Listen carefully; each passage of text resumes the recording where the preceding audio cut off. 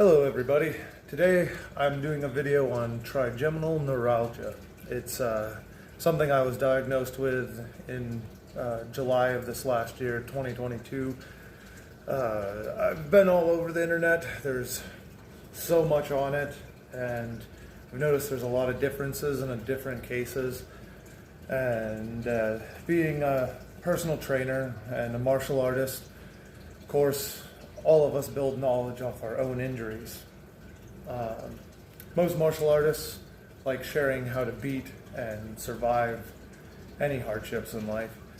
And this is one of those that is not an easy one to beat. Trigeminal neuralgia is also known as the suicide disease because without pain management, it'll drive you crazy and you will kill yourself. It is probably the most brutal thing I have ever endured. And being a fighter with many, many injuries and a trainer, as a trainer over many years, I've had many injuries as a fighter, if you could imagine. I've broken every knuckle multiple times, ribs, noses like at 37 or 38 times. I can't keep them straight anymore. And with this trumps them all. I've even had gallstones. Those were pretty brutal. But this beats gallstones by far. So let's talk about it a little bit. It is the trigeminal nerve runs down both sides of your face in a pattern. There's three, and right along the jaw. It comes out right here in the skull, and it runs down through the brain stem inside your head and down through your spinal column and your neck. So could be from injuries over time. Most people could injure this nerve cluster. Could be sleeping incorrectly and having the nerve pinched even. A lot of people will argue that one, but I believe if your spine's out of whack, you're going to have issues. If your neck's out of whack, you're going to have issues. So definitely want to work on getting all that put back in. The pain that I experience is on my right side, and it's like a short circuit in the nerves. It started one day just like I had an abscess tooth. Called in the doctor, deal with an abscess with some antibiotics, some Keflex, and it didn't work. I've never had to go through an entire bottle of an antibiotic in my life. Usually first 3 days I'm feeling great, and I'm one of those assholes they talk about that finish your whole thing. I'd get a week out and done with that. So with this, when it wasn't working, I hit the end of the bottle, I started to get worried. I went from one tooth feeling like I had an ice pick driven through it, felt like it was abscess, to all of a sudden now, all the teeth on my right side, upper row, felt like this. Something wasn't right. Then the bottom row, within only a few days, started to act up, and this is after 2 weeks. And then after that, felt like an ice pick was being driven into my ear. Haven't worn glasses my entire life. Supposed to. But this eye is not very good from fighting. Always taking the shots in my left eye, so my vision's pretty crap in my left eye. But my right eye was perfect. Well, the trigeminal is affecting my right side, so my good eye doesn't work anymore. That's why I'm not allowed to drive. One of the reasons. Battling this thing has changed my entire life. And the pain comes in two ways. You have, well, for the form I have a static pain, just a constant irritation. In the beginning, it was a 10. And then I had a ballistic pain. Well, the static pain would have been you're just a constant. It never goes away. It's just there. Like a ringing in the ears. If anyone's ever been knocked out, that hum that just doesn't go away for a long while. So that went on, I'd say, first 3 weeks or so with a ballistic pain that just would not relent. I'd put it on a 20 on the pain scale. Nothing like anything I've ever had in my life. It was unbelievable. It was like being hit by lightning repeatedly, just over and over and over. And it'd be so random. I could deal with the static pain, that 10 all day long. That was like, okay, this sucks, but I can work through it. But the ballistic was almost too much. So after about 3 weeks, I was like, all right, it's time to go to the ER. And that's where they diagnosed me with this. So it started a long road, a couple doctors, neurologists, multiple medications. I think I'm on number 6 or 7 now. And then anyone who knows me is I'm not the guy who does that. But the pain was so intense, I didn't sleep for 3 weeks. It was just a weight that was unbearable. Couldn't think straight, just nothing was working right. Upstairs here in the head, Anyone who's been in pain, you know what that leads to. Just the drive of pain makes anxiety, which can create other issues. So once we figured it out, the wife, Trista, helped. Of course, I couldn't do much. I was a zombie in this state, so I don't even remember back to when I was diagnosed due to the meds I was on. And I've been through a bunch. So now I'm on MS meds. I'm on a drug called baclofen, which is supposed to ease tension in the spine and prevent swelling and a relaxing feel and allow your back to relax, which is great for someone who's had back injuries. It's a great one. It also has a side effect if it helps you dealing with PTSD and any type of addiction or substance abuse issues.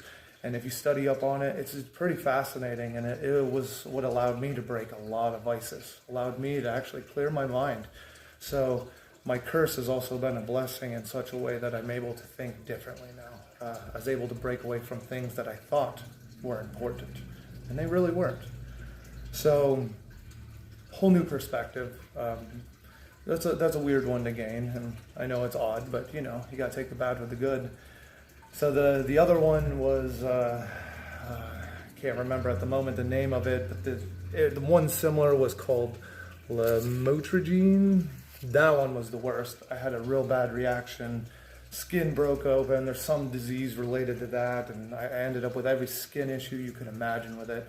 And my back looks like a leopard now. It's kind of cool. I can blend into certain areas like the beach. The sand's very white, I'm perfect. I got pebble markings. So, that was a painful and a rough thing. That made it horrible to shower, if you could imagine, hot water on open sores from a drug you're taking to prevent an illness, just so you can get through your day. Then I ended up on, finally, the one that I am on right now, which is, I got to refer to it because I can't remember this stuff half the time. Duloxetine, which, this one's no picnic either, it's just better. It brings my static pain down to, and it depends on the day, let me tell you. It brings my static pain down to probably a 3 to a 7 depending on the day. So I can deal with a 3. That's no big deal. For being a fighter most of my life, broken knuckles, bones. A 3 is, just waking up in the morning half the time. But then you start stacking that pain. That sucks. So the spasm, or the ballistic pain, as I like to call it, is more of a, at its worst, probably a 15, which is way better than a 20. And on average, it's a 10. And I can have an attack anywhere from 1 to 1,000 times a day, depending on what sets you off. And one of my triggers happened to be stress. So the more stressed out I get, the worse it gets. So anyone out there who thinks that your emotional state does not affect this, you're completely wrong. I mean, this is a nervous system issue too. And when your nerves are affected, your emotional state, if you're high anxiety, high stress, you're on your last nerve, right? You're frazzled. So you definitely want to look into getting any mental help you need while dealing with this particular disease. It brings stuff forward in most people that they don't want to admit or talk about with themselves or work through. But if you don't with this one, the mental side and the attacks on yourself from yourself will beat you up. And like I said, this is also the suicide disease. If you can't take this pain, you're going to end yourself. It's pretty brutal. So I am thankful for the meds for keeping it tamed down, and the doctors have done a wonderful job with the prescription crap. And anyone who knows me knows I hate pharmaceuticals. I am not about that. I have found that also that THCO and Delta 8, which are legal in Pennsylvania, I don't know about the rest of the states, they work excellent. I found they block the nerves in different ways. I use them for different things. If I'm having a real bad day where my eye is twitching or spasming out of control, the pain will just build until there's that ice pick sensation in there and then I can't see. I found that THCO allows the spasms to reduce in the right side, and I'm able to see a little bit better. So that's been something I had to deal with, regaining my balance. My eyes, well, anyone who knows anything about eyes, you have to have depth perception, and that's one thing I'm lacking now. So, yeah, that's been a fun one to deal with. Delta 8, again, that one is more for the pain, especially at nighttime when I'm not able to sleep. Knocks me right out, and I'm the type of person who can just lay down and pass out. So if I'm ever in that state and the doctor prescribes stuff, they'll drain you. You're running on a half-life. Especially with the amount of pain you're battling with this disease, you have a half-life, meaning you only have half the time to get stuff done. So I function, if I'm lucky, 10 hours a day, and in those 10 hours I got a 3 solid I can give to anything. And after that, I am done. And if I go too far, I am out cold. So any of you out here, those that are suffering from this, here's some of the hope for it. And this is what I've found in my learning about this, because at first when I went on YouTube and started studying this and started hitting all the med books and the journals and reading everything, and my next step is the Mayo Clinic, just because that's where the doctors want to send me.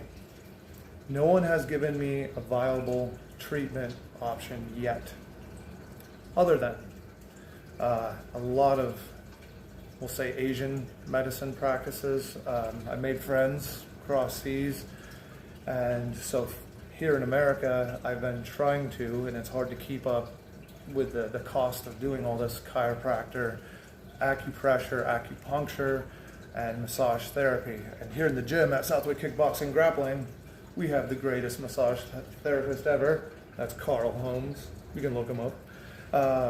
He's been a big help for releasing tension in the neck and releasing a lot of built-up tension. Massage is good for the mind as much as it is for the body. A lot of people carry tension in the muscles, and if you're a fighter, you know it better than anybody else. When you're having a bad day, you're the first person to know, just with your body alone, what's up or what's wrong. So I recommend to any fighter massage therapy. It doesn't even matter what kind of fighting you do. You could be a fencer. Still great fighting, you know. You still get all bound up. The stress of what we do as fighters, warriors, and what we do and take in on a daily average, just that strain is enough. You got to take care of your body and take care of your mind, and that's one of those things I believe go hand in hand. Same with chiropractic work. You need your spine adjusted.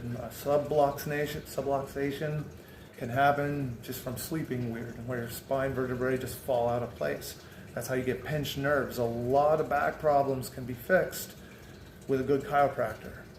And luckily here in Meadville, we have Dr. George. He's one of the best in my opinion. I've been going to him since 1996, when I was just a youngling that moved to the Meadville, Pennsylvania area. Great chiropractor. I strongly recommend him to anyone out there. He's still here in Meadville. If it wasn't for him, I wouldn't be walking. And that's from injuries in my past, so I give shout outs to him for sure. Yeah, enough rambling on those guys. The other one with the acupuncture and the acupressure, the acupuncturist is up in Edinburgh, a Japanese lady, very nice. And I'm forgetting the name at the moment, very new to me still. But everything we've done so far has worked to help relieve a lot of stress and tension. Now, from what I'm seeing, I have hope from this treatment. Because, you know, the doctor world doesn't want to call it a treatment, but it is a treatment. I'm now taking care of my body. I wasn't so nice to it as a fighter. I mean, stopping kicks with your face, great way to block, might have some consequences, even though it's not always just that. There's a lot of things we do in our life that that can do damage. And believe it or not, most athletes rarely get hurt as bad in the gym versus just stupid stuff around the house, tripping upstairs, you know? So, I mean, I know friends of mine who bent over to get something out of the refrigerator, sneezed, blown out back. It's horrible. And I know someone out there knows someone too. I'd go see a chiropractor before I let a doctor cut me open, and I have a long story on that if anyone ever knows me. So, yeah. Anyways, this is just some hope for you guys out there. I recommend going those routes. And there is some Indian medicine or Native American medicine, and there is Indian medicine I've been using also. So both cultures for, we'll say, herbal repair. How about that? Some herbal repair. I'd say study your herbs too. There's a lot that can reduce your pain. Ginger, garlic. They also help with blood flow. So the idea is to get rid of any kind of disease, or to try to prevent, is you must maintain a good healthy body. So even in this, you definitely want to work hard and strive hard to prevent. So if you are in this predicament with anything, not even trigeminal neuralgia, the best thing you can do is repair your body. Good food, good diet. I recommend the blood diet. That's what I've been on for almost 2 years now. I've had great results. They wanted to take out my gallbladder. I was able to reverse everything with the blood type diet. And I'm a B blood type. And anyone who's willing to get to know this diet or learn about it, B blood types are super prone to nerve diseases. All nerve diseases. It doesn't even matter what it is. MS, Parkinson's. And you'd have to study the diet. It goes into it. It has to do with the B blood types, DNA. We're just the most prone. I'm not saying other blood types can't get it, but there's a lot of similarities in the MS diet, which I've been studying, and the B blood type diet. So it's a little too much of a coincidence, in my opinion. I mean, I love fish, and that's a big deal in the B blood type diet. So anyone who wants to know more, you can message me, leave comments. I'll try to answer them. Alrighty. Peace out. I hope this was very informational, and yeah, this one's going to take me a while to edit. I hope you enjoyed. Bye-bye.